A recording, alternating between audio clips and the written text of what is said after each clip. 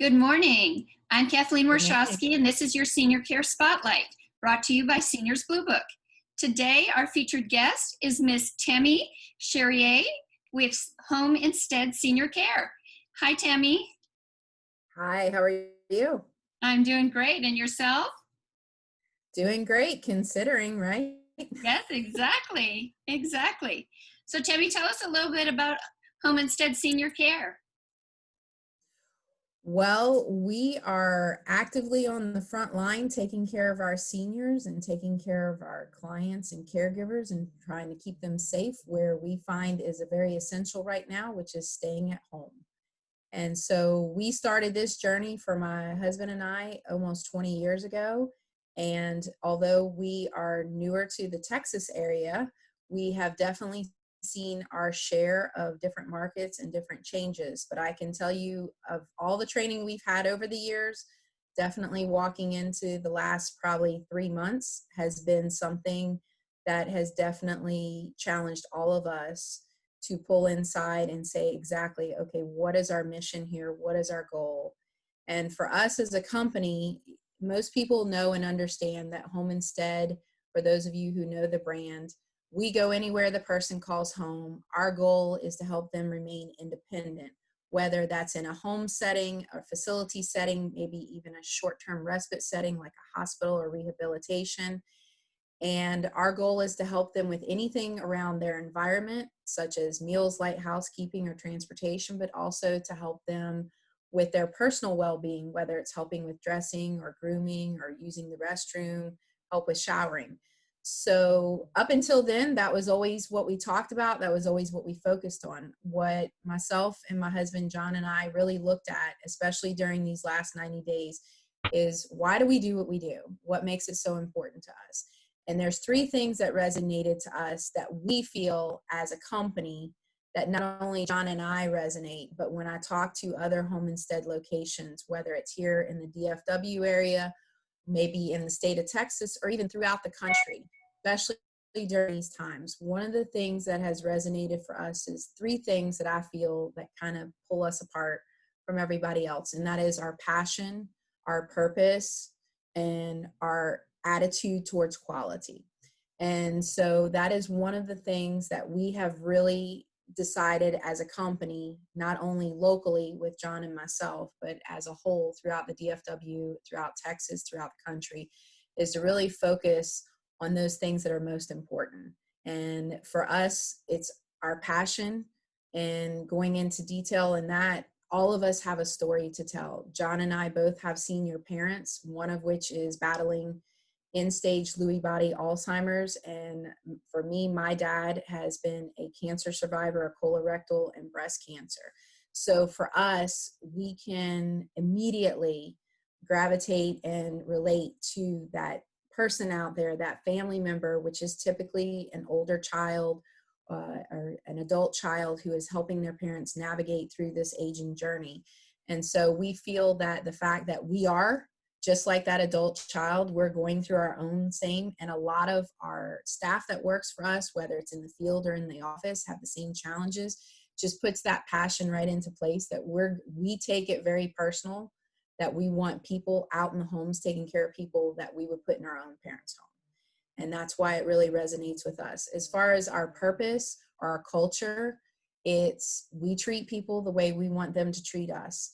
We want us to set aside any type of situation that occurs and understand that everybody is different. Every situation is different. There's a client for every caregiver and a caregiver for every client.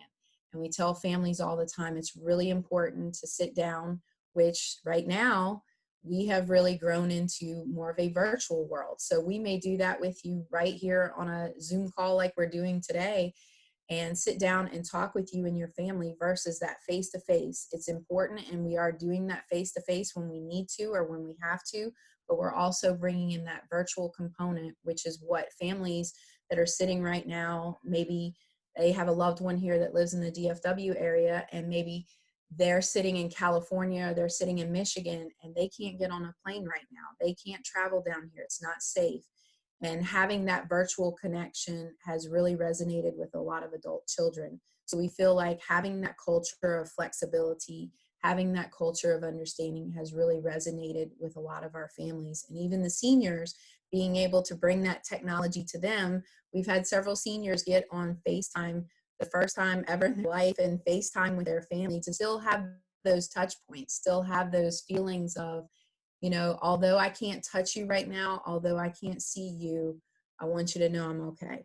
And that's so important with our seniors right now. That's so important with the adult children. So we really feel like our culture has really stepped in, and just in time. We've always had these things in place. We've always practiced them, but now they're showing more than ever. And then our third thing that I had mentioned to you earlier was our attitude towards quality. That really sets us apart in many ways, because it's not just about getting the case and getting the client started. It's about how you handle the case and what goes on through that process, whether it's from the beginning of the first interaction all the way through providing care, and then the ongoing care and expectations, making sure that all those needs are being met. But what we find that a lot of adult children are really wanting to know is peace of mind. There's a stranger coming into my mom's home. I can't be there. I'm in Michigan right now and I can't be there. What kind of assurances are you going to give me? And there's so many different broad guidelines out there. And I think it's important that families understand that not only do we go above what the state requirements are, we go above what federal requirements are. And our background screening, and this is whether you see a home instead here in the DFW area, in the state, or in Michigan or Arizona, these are our credentials. We drug screen these caregivers. That's not required by state law here. In many states, it's still not required. We do an extensive background on them. That's not required here. We do it here. So there's lots of training put in place, and we are extremely excited that we have nationwide launched a new program. It's been around for a while. It had some challenges launching out because it's technology. With technology comes a lot of people that are uncomfortable stepping into that. And now more than ever, we as our local agency have just put in place, as of June 1st, a new online program to do training, which is called Empower Home Instead. And that's going to allow us to have our caregivers to have access to over 600 courses virtually online, because our training has always been done in person. And just due to safety, due to getting information out to our caregivers as quickly as possible, as many of you know, things are changing rapidly. Sometimes what we did yesterday is not the protocols that we're following today. We were just, right before I got on the call with you, Kathleen, Governor Abbott, we're still very much doing this in the state of Texas. We're still very much doing this in DFW. We're not showing any of this or any of this yet. So our guidelines and our protocols, now Governor Abbott's starting to pull back on that. Well, we never pulled back at all. We've kept the same protocols in place since all of this started, is to keep our caregivers as safe as possible, their clients and their families as safe as possible. So that's what we're striving to do here. Well, it sounds like you're doing a lot of great things. So thank you for sharing that information with us. Are you all currently taking COVID positive patients, or do your new clients have to be COVID negative? So as it stands right now, if they are in a facility setting or rehab setting, we are requiring or asking them to provide a COVID negative test.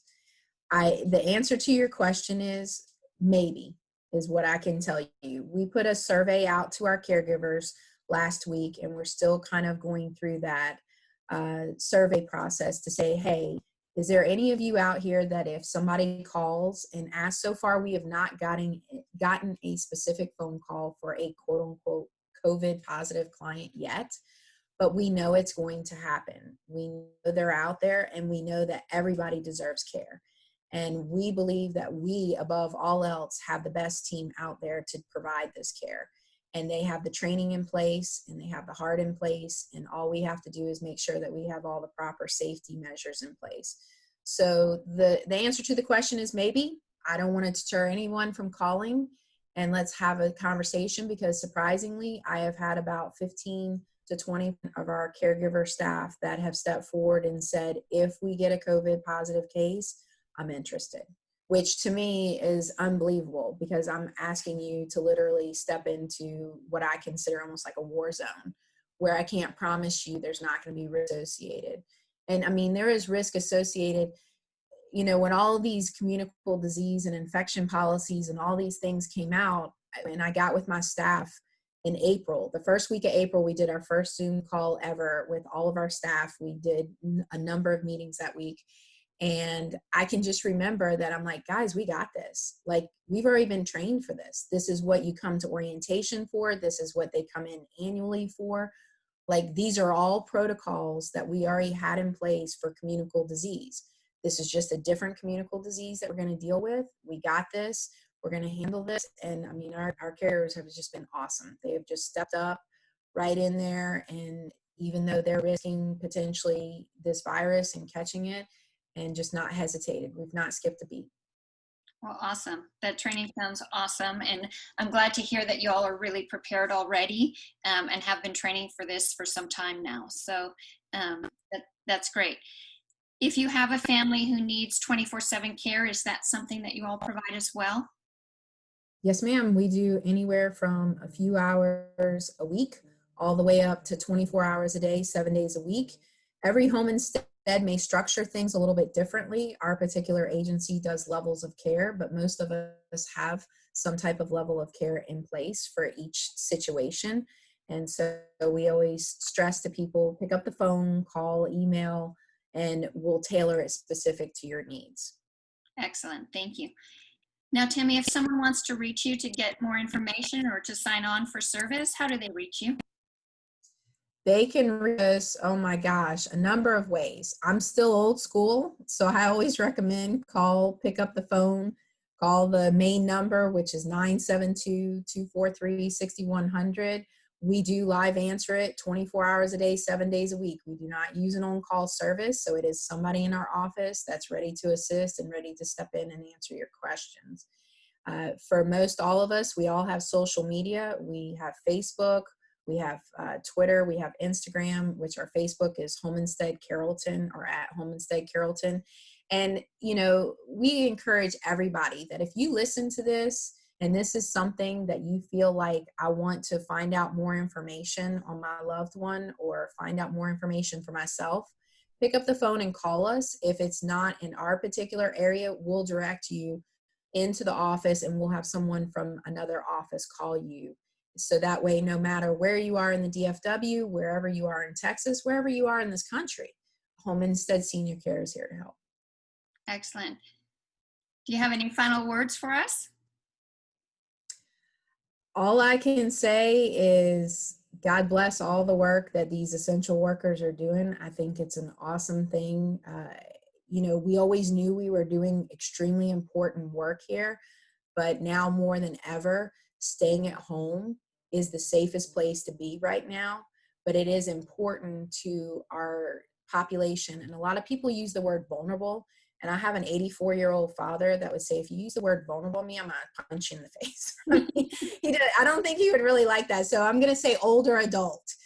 You know, our older adults are often a population that people don't think about, and they don't realize the effects of what something like this. Some of them have lived through these type of situations in our country and in our history.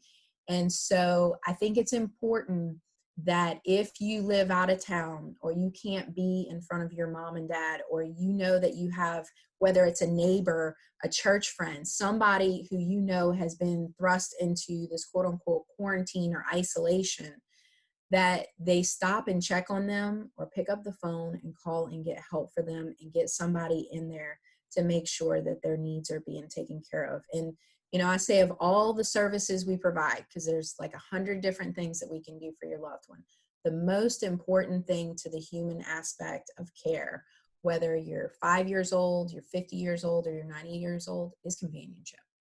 And that's what we want to focus on right now, is making sure that that population and the older adult population has that companionship and that one-on-one touch right now during this time.